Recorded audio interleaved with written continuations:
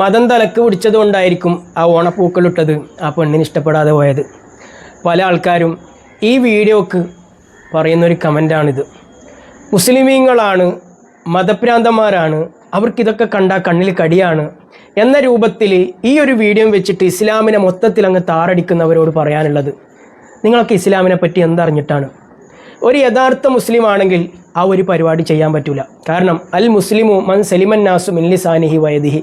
ഒരു മുസ്ലിം എന്ന് പറഞ്ഞാൽ വെറും നിസ്കരിക്കലോ നോമ്പ് നോക്കലോ ആരാധന കർമ്മങ്ങൾ മാത്രം കൃത്യമായിട്ട് ചെയ്യലല്ല, മറിച്ച് മുസ്ലിമായ ഒരു മനുഷ്യൻ്റെ വാക്കുകൊണ്ടോ പ്രവൃത്തി കൊണ്ടോ ഒരു മനുഷ്യനിക്കും ഒരു തരത്തിലുമുള്ള പ്രയാസമില്ലാതെ അങ്ങനെ ജീവിക്കാൻ പറ്റുന്നവനാണ് യഥാർത്ഥ മുസ്ലിം.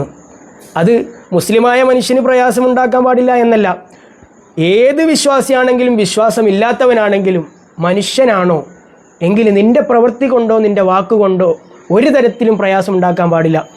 ഈ പെണ്ണ് അവിടെ പൂക്കളം കണ്ടപ്പോൾ എന്തിനാണ് ചവിട്ടിയത്, തട്ടിത്തെറിപ്പിച്ചത്? അത് ഇസ്ലാമിൻ്റെ നിർദ്ദേശം കൊണ്ടല്ല, ഇസ്ലാം പറയുന്നതിനെതിരാണ് ആ പെണ്ണ് പ്രവർത്തിച്ചത്. ദയവ് ചെയ്ത് ഇത്തരം കാര്യങ്ങളെ ഇസ്ലാമിൻ്റെ തലയിലേക്ക് വലിച്ചു കെട്ടരുത്.